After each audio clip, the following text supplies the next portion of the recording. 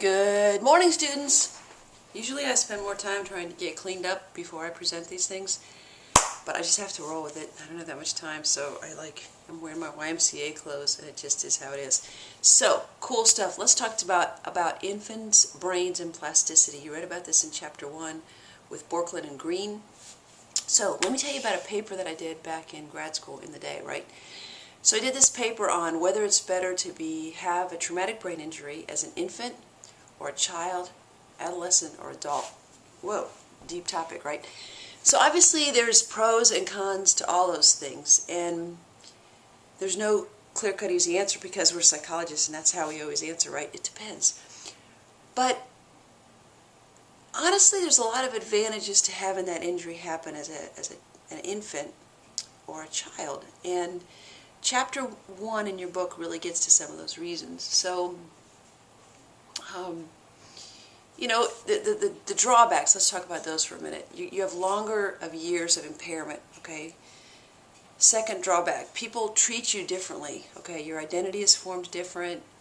You have just a different conceptualization of yourself because you've had this traumatic brain injury from such an early age.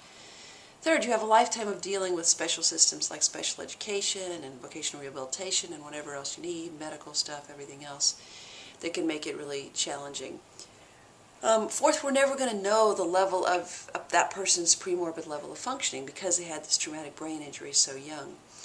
So they really, in a sense, never reach their potential. So I'm not saying or minimizing the problems of a traumatic brain injury in a young person. But on the plus side, let's look at the plus side for a minute. The article really gets to some of the plus side things, right? First of all, our brains are have much more plasticity as infants than they do as adults. Our brain cells are less specialized. Hi, Tiger, come on in. The kids would like to see you. The students would love to see you. You can come over. Our brains are much more plasticity, much more flexibility. So that means that they're not, plasticity is the key word here, okay? Because the cells are not as highly specialized, because those myelinated sheaths are not formed so much yet, the neurons can be anything, okay? You know what a neuron is, right? Go back in your head. It's just a specialized nerve cell that's in the brain, okay? You know what a myelinated sheath is, right? It's just that incredibly fatty coating around neural impulses that allows neurons to travel really, really quickly. And if we don't have all that laid down, we have less neurons that are less specialized, less of those pathways formed, then we can have more flexibility in terms of what those neurons are used for. So if they have a brain injury here, then we can have neurons from everywhere helping make up for that brain injury in whatever part of the brain that is, whatever part was damaged. Relevant to that, this cat's hilarious. You can't see this cat, but this cat's hilarious. I'll show them to you at the end. Relevant to that, we have less lateralization, okay? So there's less right hemisphere, left hemisphere stuff going on, which, by the way, we always talk about that as if it's like, yeah, I'm a right brain person, I'm a left brain person, and it's really, all of our brains are operating on a lot of different tasks, and no one is just right-brained or left-brained, and we really kind of, the common lexicon to that is to really overestimate how critical that is. So the other thing that's helpful that your article points out is that over-optimism of kids. If you have to face years of recovery and incredibly difficult remembering how to do X or Y or learning how to do X and Y, you tie your shoes or write your name or whatever else, it's really helpful to have that over-optimism bias that kids have to say, I can do it, I can do everything. Because, little kids, especially preschool kids and younger kids, they believe they can do everything. So my analogy, you gotta see this cat. Meow. Tiger, you're famous. My analogy about all this, we'll talk to Tiger for a minute as I tell you my analogy. I know, you're so friendly. My analogy about all this is that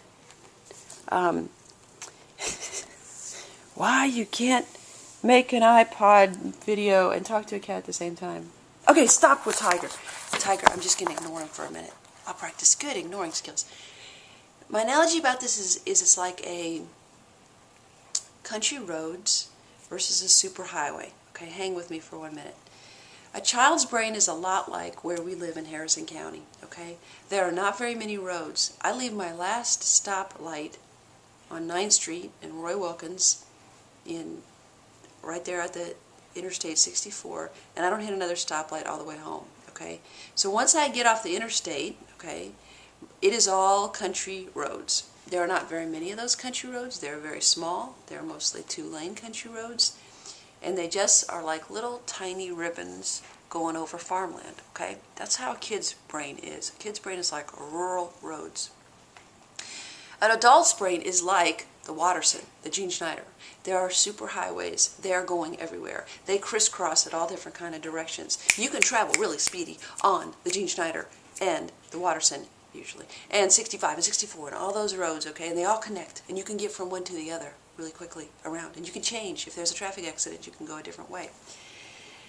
There are incredible benefits to the Watterson and the Gene Schneider, but there are incredible benefits to the 2-lane sleepy country road thing, okay? If you have to go around something or something, you have to build a new road, if it's a 2-lane country road, it doesn't take that much time and energy to create another 2-lane country road. Whereas if you've built the Watterson, it takes a lot of energy and time to move around the Watterson or to change the Gene Schneider or changing whatever you're changing. So there's lots of different pros and cons to that. And hang with me for 1 minute with this analogy. There's a beauty to a child's brain being so simple, just as there's a beauty to the country roads of Harrison County. Okay, there's a beauty and efficiency to Louisville's artery of highways that's amazing. There's a beauty to your brains as adults that's amazing. But there's also a beauty to children's brains that's really quite remarkable in its plasticity, flexibility, lack of specialization, and lack of lateralization. So Tiger and I are finished talking about brains. Say bye, Tiger. Meow. Not as cute as dogs, I know, for the dog people, but okay, have a good day.